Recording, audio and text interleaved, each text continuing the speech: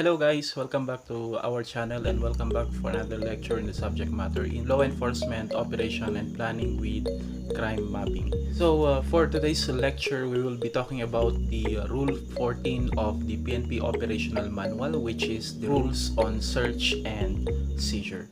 So I already discussed to you the Rule 1 up to 13. If you haven't watched our lecture with regards to that yet, kindly see the description. I included the playlist of the discussion on the law enforcement operation from the part 1 until the last lecture that we conducted. If you're also interested in my other lecture, we have also a playlist included on the description with regards to introduction to criminology, polygraphy, and other matters that I'm usually discussing in this channel. So without further ado guys, let's proceed to the discussion. So before we proceed any further, I would like to define first the three important terms that we will be encountering throughout this lecture. We have the term search, seizure, and of course search warrant, because we are going to talk about search and seizure and search warrant. The term search refers to the act of finding something. Search means to find something, while seizure, from the verb seize, means to take something.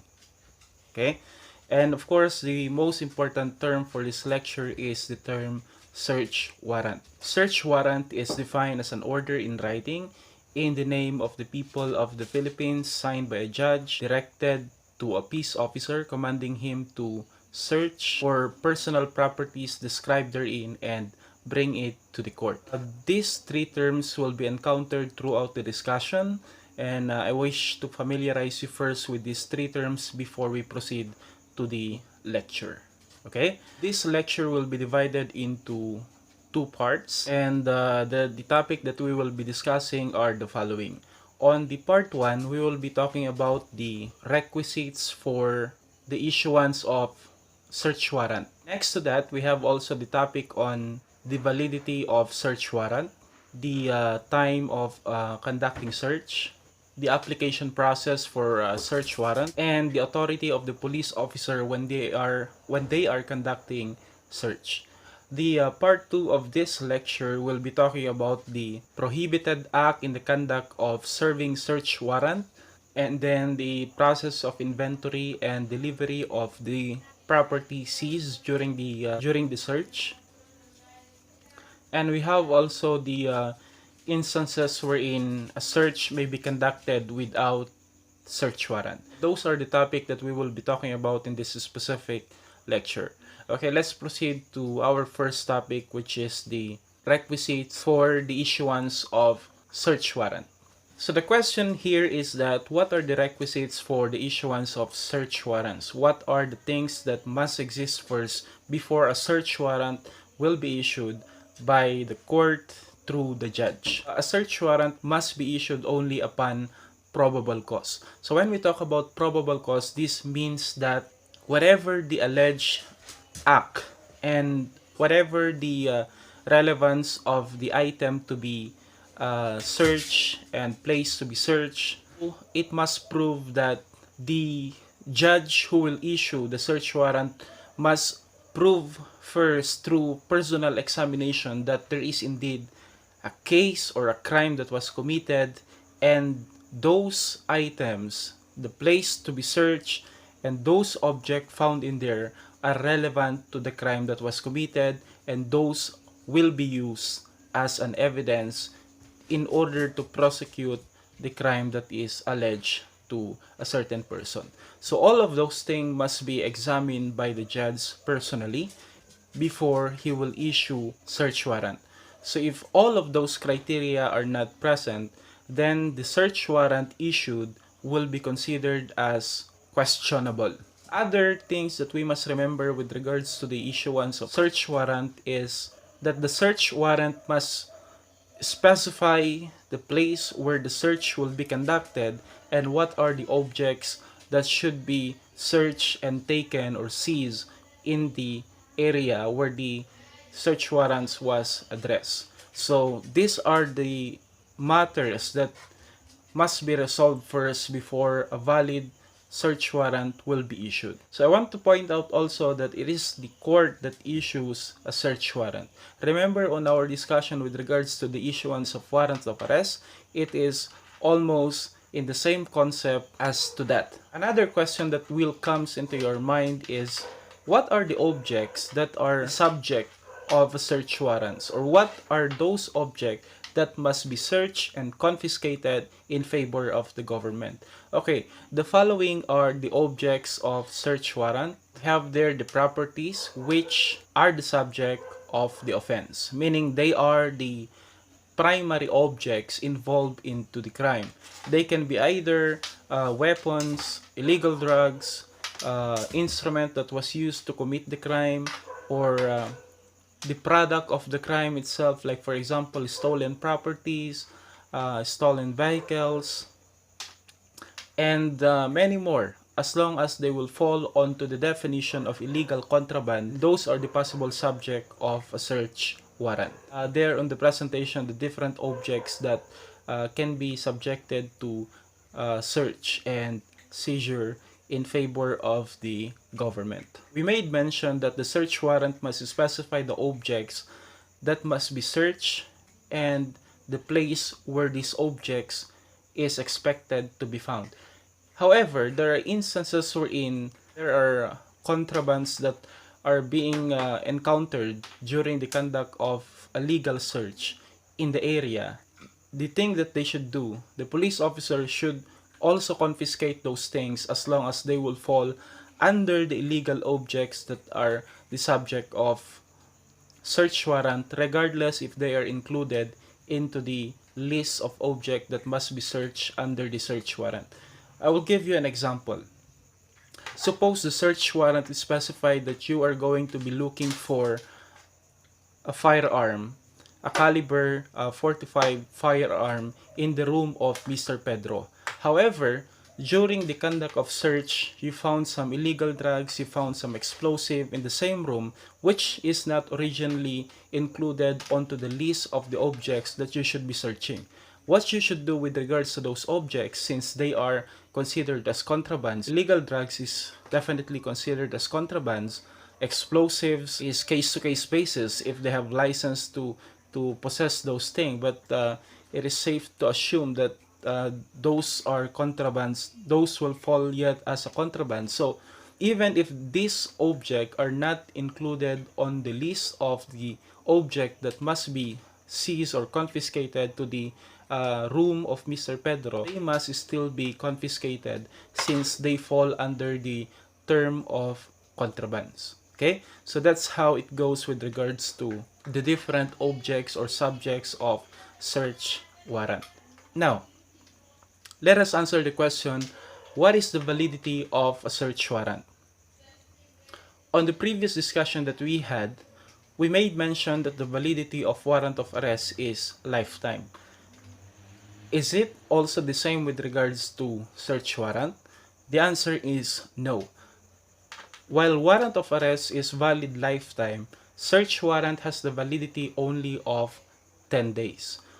Meaning, 10 days upon the issuance, if the search was not conducted or the object specified therein was not confiscated, then the search warrant will be considered as void already. So there is a need to acquire another search warrant because you can no longer use the search warrant that was already considered as void, because that would already be in violation of our constitution against the protection to illegal searches. Or if you are going to use that void search warrant, then you are already doing illegal search. What should you do? You should renew or you should request for another search warrant if the search warrant that was issued previously had expired and had not yet been served. There are instances, however, wherein maybe the area to be searched is very wide, which may take many days before they can absolutely clear the area. So in those instances, the search warrant may be requested to be extended.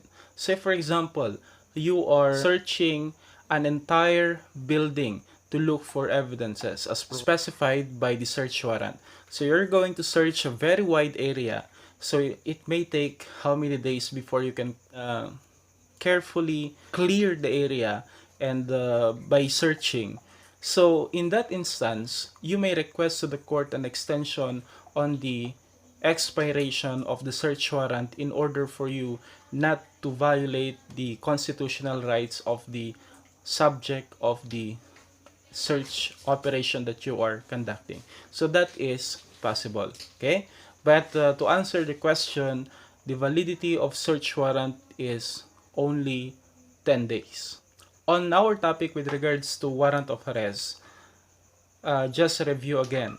The warrant of arrest can be served at any time of day and night. Is that the same also with regards to search warrant? Generally, no. Search warrant can be served only at daytime. That is, of course, to protect the law enforcer and also the subject of the search. You remember that it is far more dangerous during nighttime than daytime. Except, of course, for those instances wherein the search warrant is specified that the search warrant may be served at any time of day and night, because there are those instances wherein strategy-wise the search will be best served during daytime or during nighttime.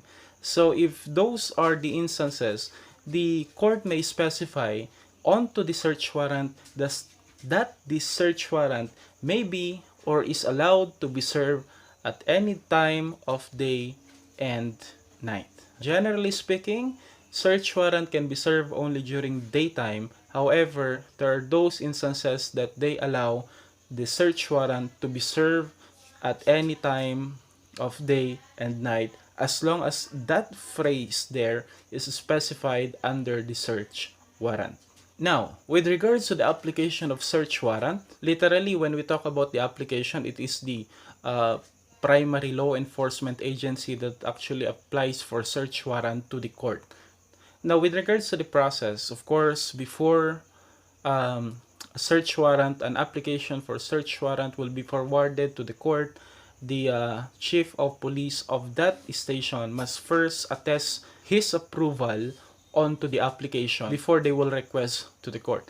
What is usually the information that needs or that the court requires in the application of search warrant?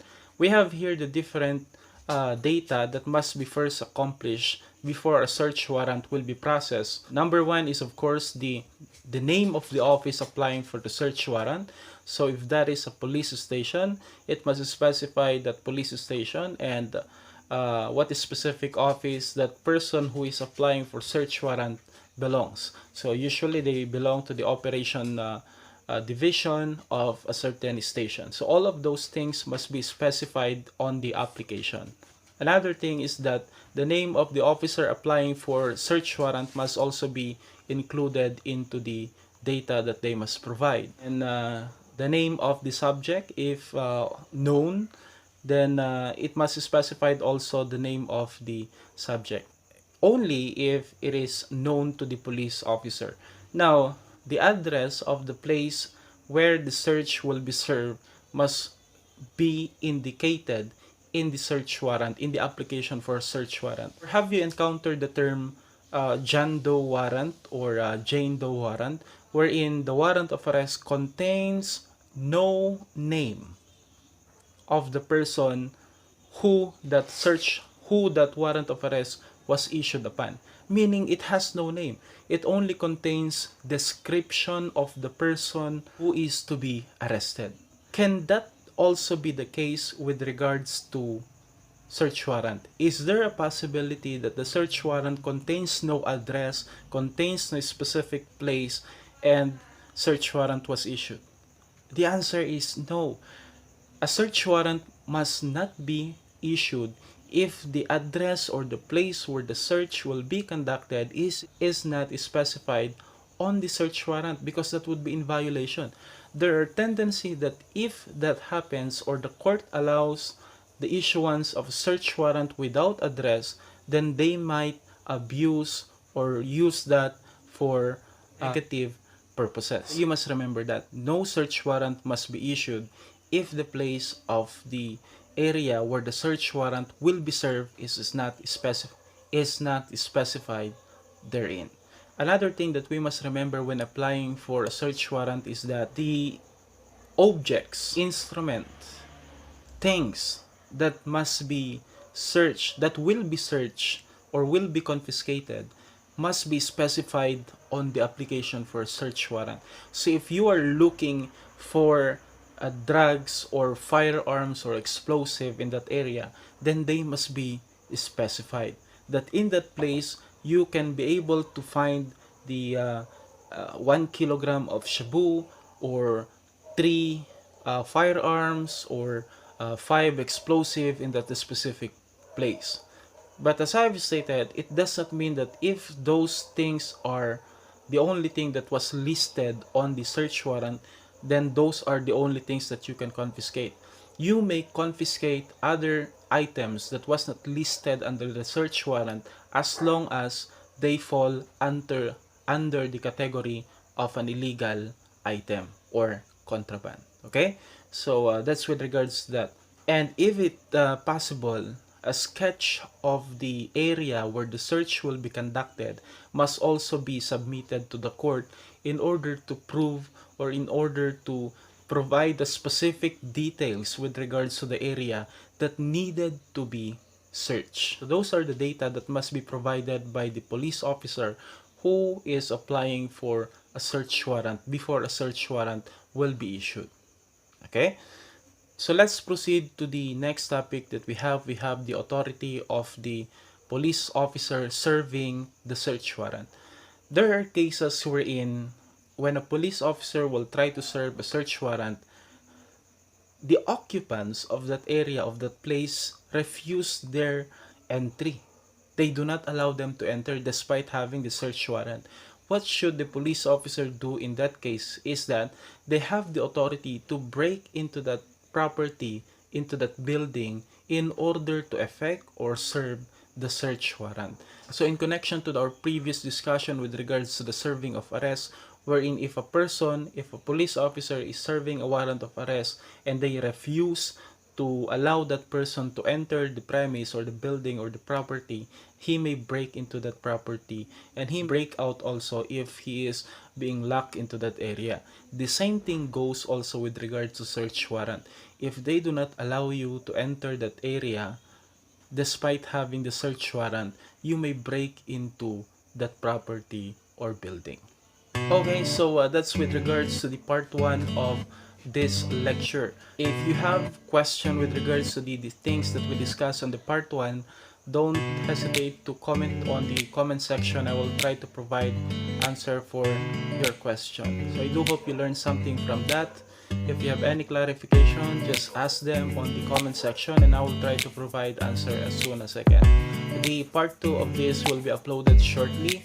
So that's it for this video. I do hope you learned something. See you on the next.